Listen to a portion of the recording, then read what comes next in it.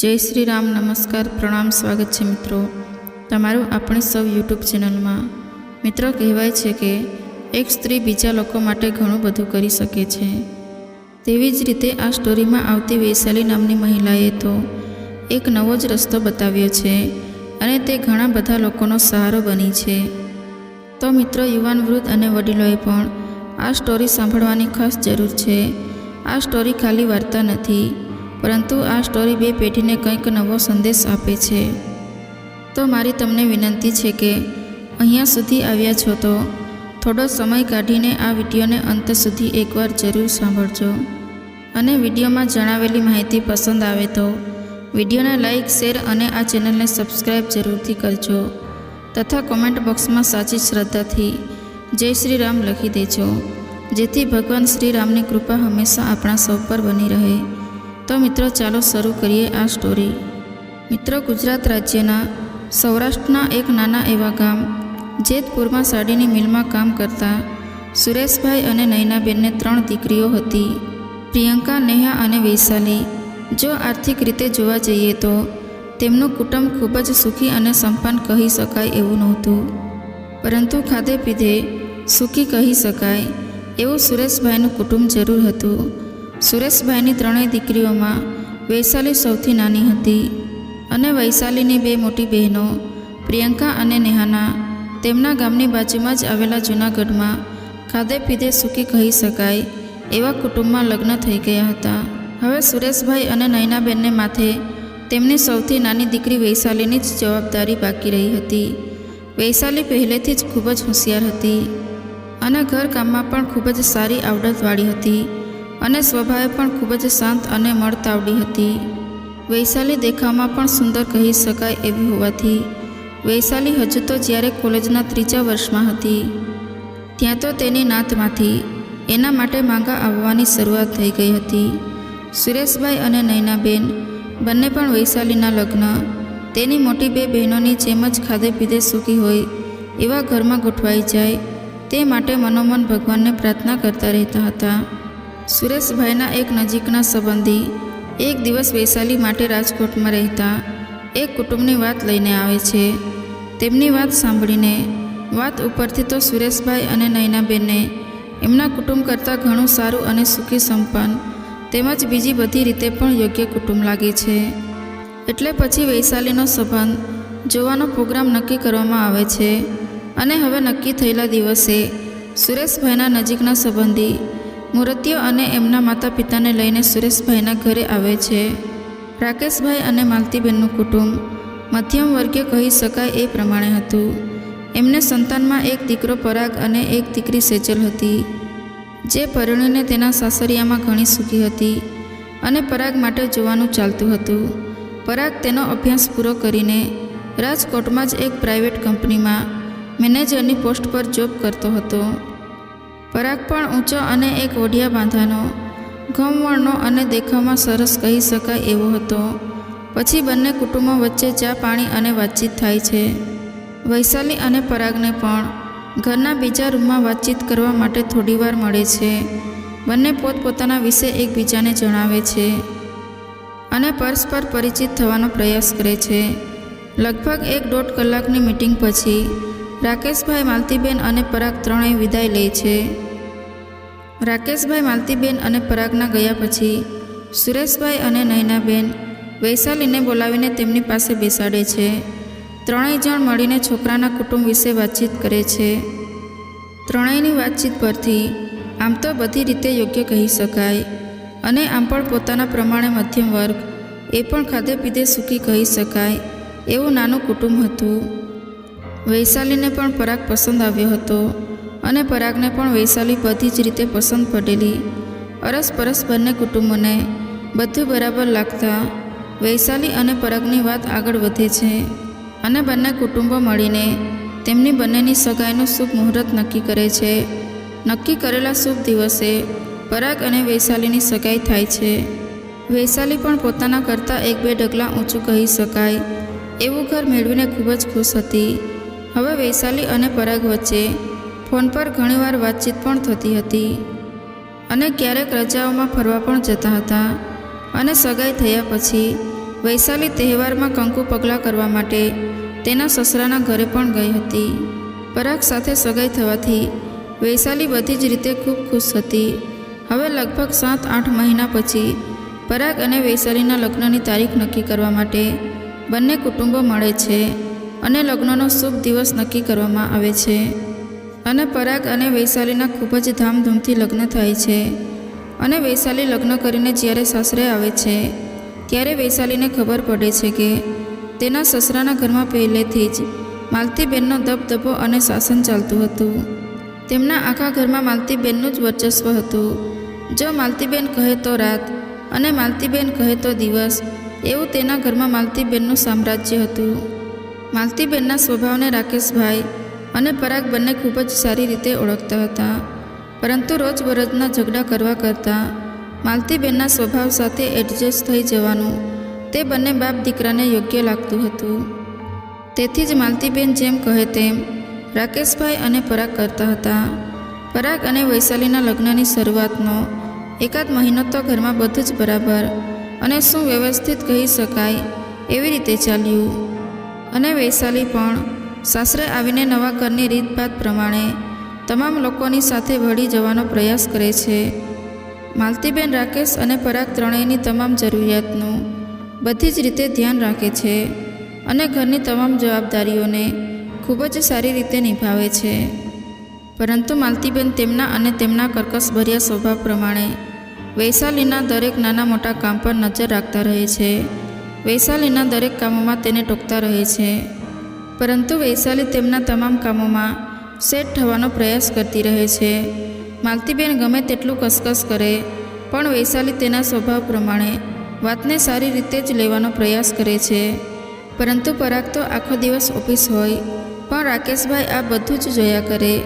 તેમને પણ પોતાની પત્ની માલતીનું વૈશાલી સાથેનું આવું વર્તન બિલકુલ ગમતું નથી. પરંતુ વહુની સામે માલતીબેનને કશું કહી શકતા નથી. આમ કરતાં કરતાં પરાગ અને વૈશાલીના લગ્નને 2 વર્ષ પસાર થઈ જાય છે. પરંતુ હવે તો માલતીબેનનો સ્વભાવ સુધરવાને બદલે વધારે ને વધારે બગડતો જ જાય છે. તેમની જો હુકુમી તો દિવસે ને દિવસે વધતી જ જાય છે. પરાગ અને વૈશાલીને લગ્નના 2 વર્ષ સુધી કોઈ સંતાન ન હોવાથી માલતીબેન હવે તો વાતે વાતે વૈશાલીને મેણા અને ટોણા મારતા રહે છે.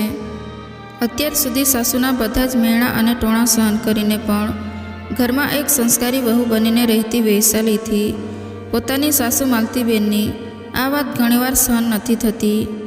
પરંતુ તે પોતાનું કાળજું કઠણ કરીને આ કડવો ઘૂંટડો પણ પી જાય છે. અને પરાગ પણ રાત્રે થાકીને ઓફિસેથી આવતો હોય એવું વિચારીને વૈશાલી કદી પરાગને પણ આ વિશે કોઈ દિવસ ફરિયાદ નથી કરતી અને ચૂપચાપ બધું સહન કરીએ જાય છે. પરંતુ વૈશાલીની સહન શક્તિની માલતીબેન ઉપર કોઈ જ સકારાત્મક અસર થતી નથી.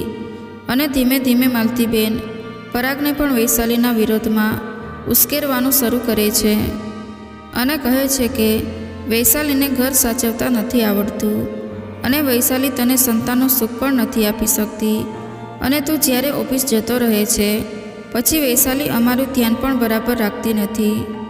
આવી હજારો વાતો કરીને માલતીબેન પરાગનું પણ બ્રેઇન વોશ કરવાનો પ્રયાસ કરતા રહેતા. પરંતુ પરાગ વૈશાલીને કશું જ કહેતો નહોતો, કારણ કે પરાગ એના મમ્મીના કર્કશ સ્વભાવથી ખૂબ જ સારી રીતે પહેલાંથી જ પરિચિત હતો. આવી જ રીતે બીજા 6 મહિના પણ પસાર થઈ જાય છે. પછી માલતીબેન એક દિવસ પરાગ ઉપર દબાણ કરે છે કે આપણે વૈશાલીને કાઢી મૂકીએ. તારે જો સંતાન ન થાય તો આખી જિંદગી તમે કેવી રીતે જીવશો? પરાગ અને રાકેશભાઈનું માલતીબેનના દબાણ સામે કશું જ ચાલતું નથી. અને એક દિવસ જ્યારે રાકેશભાઈ અને પરાગ ઘરે નહોતા ત્યારે માલતીબેન આ બાબતે વૈશાલી સાથે ખૂબ જ ઝઘડો કરીને વૈશાલીને ઘરમાંથી ધક્કા મારીને કાઢી મૂકે છે. ત્યારે પોતાના ઘરના ઉંબરાની બહાર પગ મૂકતા જ વૈશાલી લગભગ બેભાન જેવી થઈ ગઈ હતી. અને હવે શું કરવું એ વૈશાલીને કશું જ સમજાતું નહોતું. વૈશાલીને ત્યારે એક ક્ષણ માટે વિચાર આવે છે કે જો હું આ રીતે મારા મમ્મી પપ્પાના ઘરે જઈશ તો મારા મા બાપનું શું થશે, એમના ઉપર શું વીતશે? આવા અનેક વિચારો તેને ધ્રુજવી મૂકે છે. પરંતુ ત્યારે વૈશાલી પાસે તેના માતા પિતાના ઘરે જવા સિવાય બીજો કોઈ વિકલ્પ પણ નહોતો. સ્ત્રીની જાત એકલી જાય તો ક્યાં જાય? પછી વૈશાલી જેમ તેમ કરીને એસટી બસ પકડીને પોતાના પિયર બક્સરા પહોંચે છે.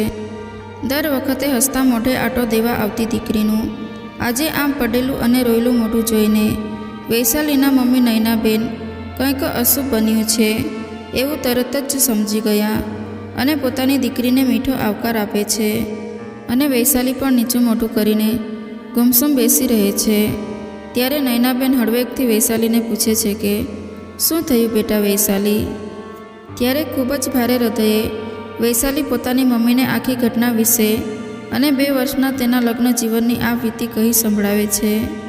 ત્યારે વૈશાલી તેના સાસરે ખૂબ જ સુખી છે એવું સમજતા નયનાબેન અને સુરેશભાઈ વૈશાલીને પડેલું દુઃખ સાંભળે છે. ત્યારે તેમના પગ નીચેથી જમીન સરકી જાય છે. પોતાની સંસ્કારી દીકરીએ તેના મા બાપને કોઈ પણ જાતની ચિંતા ન થાય એ માટે 2 વર્ષ સુધી કેટલું સહન કર્યું એની આજે તેમને ખબર પડે છે. વૈશાલીની આખી વાત સાંભળીને સુરેશભાઈ અને નયનાબેન બંને વૈશાલીને સાંત્વના આપવાનો પ્રયાસ કરે છે. પરંતુ તેના ગરીબ મા બાપ વૈશાલીના સાસરિયા સામે કોઈ જ અવાજ ઉઠાવી શકવા માટે સક્ષમ નથી. તેથી થોડા દિવસ વૈશાલીના આમને આમ જ પિયરિયામાં વીતે છે. અને પછી વૈશાલી એક દિવસ વિચારે છે કે હું મારા મા બાપ ઉપર બોજ બનીને આમને આમ કેટલા દિવસ રહીશ.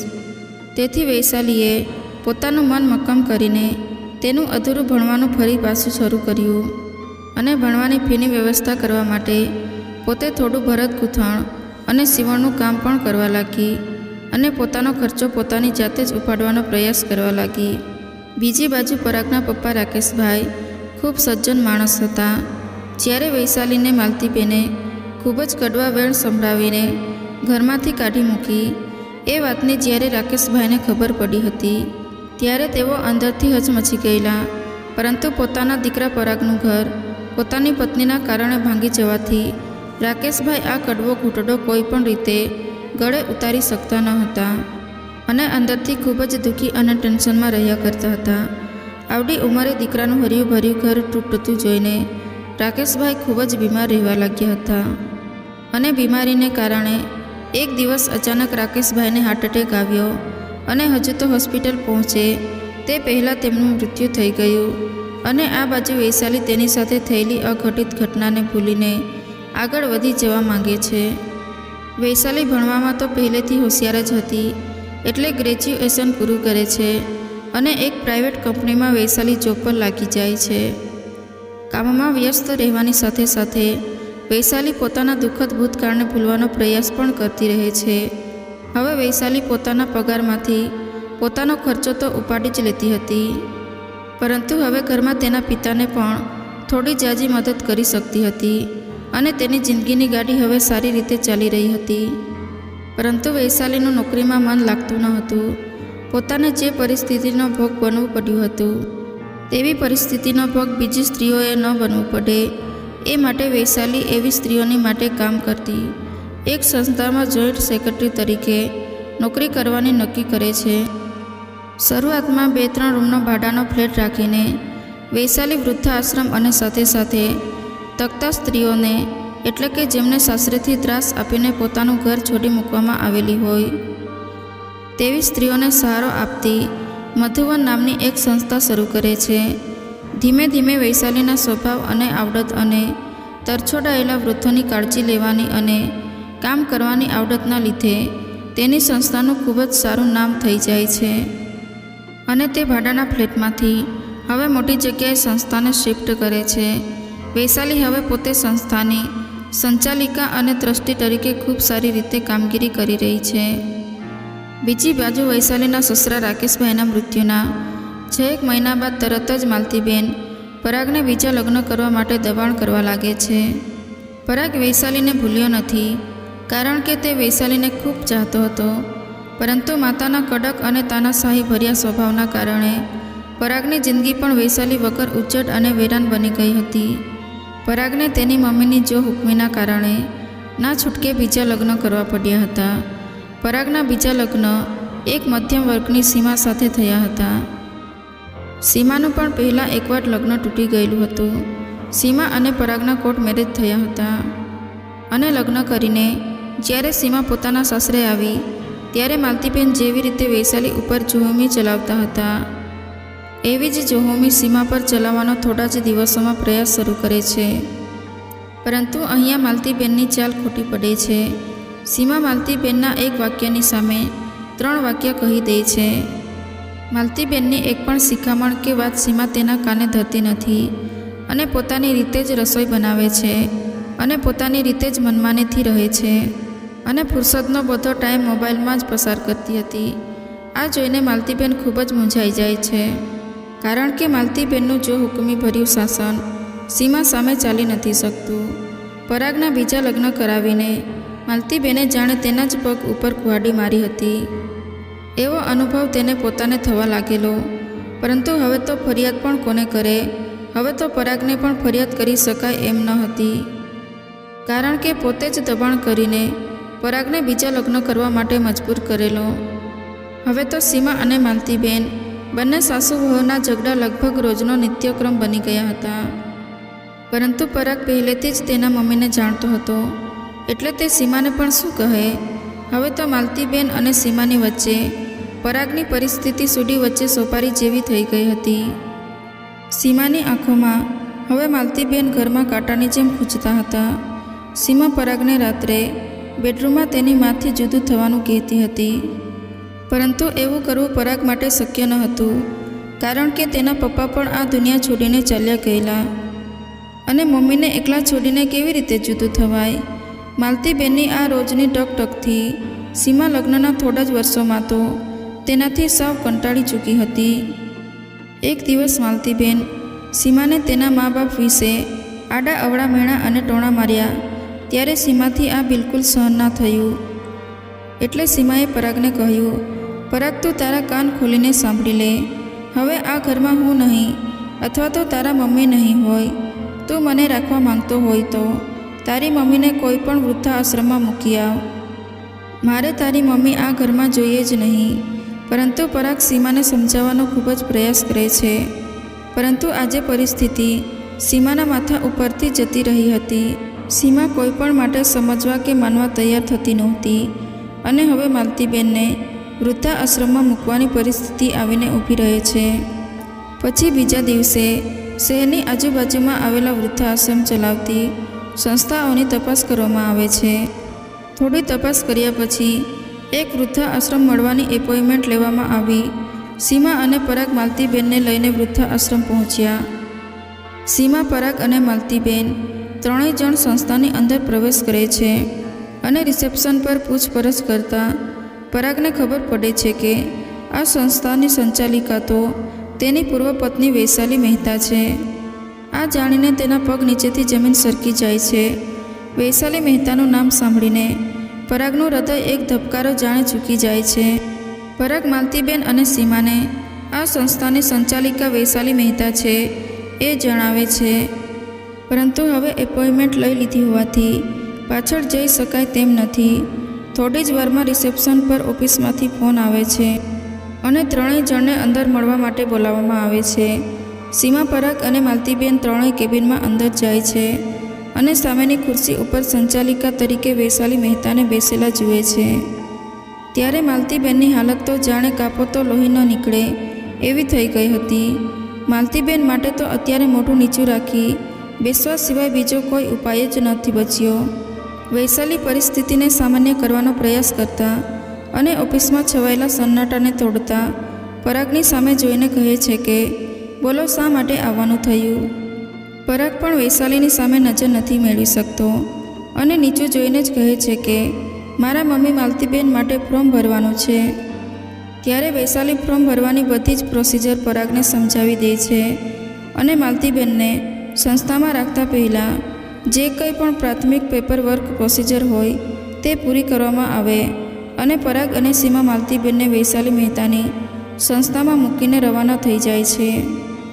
જે વહુને માલતીબેને હેરાન કરવામાં કશું જ બાકી નહોતું રાખ્યું, આજે એની જ સંસ્થામાં એને એની જ દેખરેખ હેઠળ રહેવાનો વારો આવશે એવું તો માલતીબેને પોતે ક્યારેય પણ સપનામાં પણ નહીં વિચાર્યું હોય. પરંતુ સમય છે ને, બધાનો એક સરખો ક્યારેય ચાલતો નથી. આજે માલતીબેન પોતાના ઘરના પણ રહ્યા ન હતા. પોતાના કડક સ્વભાવના કારણે આજે તો તેણે ઘર અને દીકરો બંને ગુમાવ્યા હતા. હવે તેમના માટે આ વૃદ્ધાશ્રમ સિવાય બીજો કોઈ આશરો ન હતો. માલતીબેન તો દીકરાની વહુ તરીકે વૈશાલીને સુખ કરવાની પોતાની ફરજ ચૂકી ગયા હતા. પરંતુ વૈશાલી તેની ખાનદાની અને સંસ્કારને લીધે પોતાની ફરજ ચૂકતી નથી. માલતીબેનને વૈશાલી ખૂબ જ પ્રેમથી પોતાની સંસ્થામાં આવકારે છે અને સ્વીકારી લે છે. દિવસમાં 2 વખત જઈને માલતીબેનને પોતે ખબર અંતર પૂછે છે. માલતીબેનને ફાવે છે કે નહીં, માલતીબેનને કંઈ જોવે છે એ વિશે પણ સમયાંતરે પૂછપરછ કરતી રહે છે. વૈશાલીનું આવું કોમળ અને ખાનદાની ભર્યું વર્તન જોઈને માલતીબેનને એક સ્ત્રી હોવા પર આજે પોતાની જાત પર જ નફરત થવા લાગે છે. તેને પારાવાર પશ્ચાતાપ થાય છે. માલતીબેનને વૈશાલીની માફી માંગવી છે, પણ તેમની જીભ ઉપડતી નથી. વૈશાલીની આંખમાં આંખ મિલાવીને વાત કરવા માટે તેને નજર પણ આજે ઉપર ઉઠતી નથી. પોતે જ વિના કારણે વૈશાલીનું જીવન બરબાદ કરી નાખ્યું હતું. એ ભૂલ તેને આજે સમજાઈ રહી છે. પોતાની અંદર રહેલો આ પશ્ચાતાપ તેને તેની અંદરથી કોરી ખાઈ રહ્યો હતો. અને એક દિવસ હિંમત ભેગી કરીને માલતીબેન વૈશાલીની માફી માંગવાનું નક્કી કરે છે. અને બીજા દિવસે સવારે વૈશાલી જ્યારે તેમની ખબર અંતર પૂછવા આવે છે ત્યારે માલતીબેન 2 હાથ જોડીને વૈશાલીને માત્ર એટલું જ કહી શકે છે કે મને માફ કરી દેજે બેટા. અને આટલું બોલતાની સાથે જ માલતીબેન ધ્રુસકે ધ્રુસકે રડી પડે છે. તે આગળ કશું જ બોલી શકતા નથી. વૈશાલી તેની અંદર થઈ રહેલા પશ્ચાતાપને જુએ છે અને તેને માફ કરી દે છે અને તેને સાંત્વના આપવાનો પ્રયાસ કરે છે.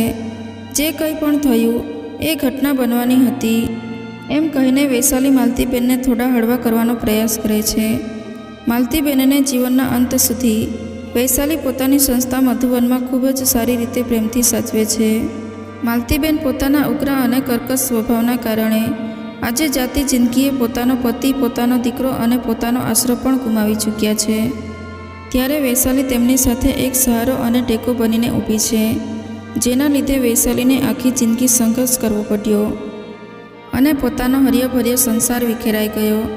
આ માફ ન કરી શકાય એવો દુર્વ્યવહાર છતાં પણ વૈશાલીએ માલતીબેનને જીવનના અંત સુધી પોતાની સંસ્થા મધુવનમાં આશરો આપીને આજે એક સ્ત્રી તરીકે પોતાની ખાનદાની અને પોતાના સંસ્કારને આજે સમાજની સામે મુઠ્ઠી ઉચેરા સાબિત કરી બતાવ્યા હતા. તો મિત્રો, આ કહાની તમને કેવી લાગી તે કમેન્ટ કરીને જરૂર જણાવજો. અને વિડીયો પસંદ આવ્યો હોય તો વિડીયોને લાઈક કરો, શેર કરજો અને આવા જ વિડીયો જોવા માટે આ ચેનલને સબસ્ક્રાઈબ જરૂરથી કરી લેજો. તો ચાલો મિત્રો, હવે મળીશું એક નવી કહાની સાથે. ત્યાં સુધી તમામ મિત્રોને જય શ્રી રામ, જય શ્રી કૃષ્ણ. આ કહાનીને પૂરી સાંભળવા માટે તમારો ખૂબ ખૂબ આભાર.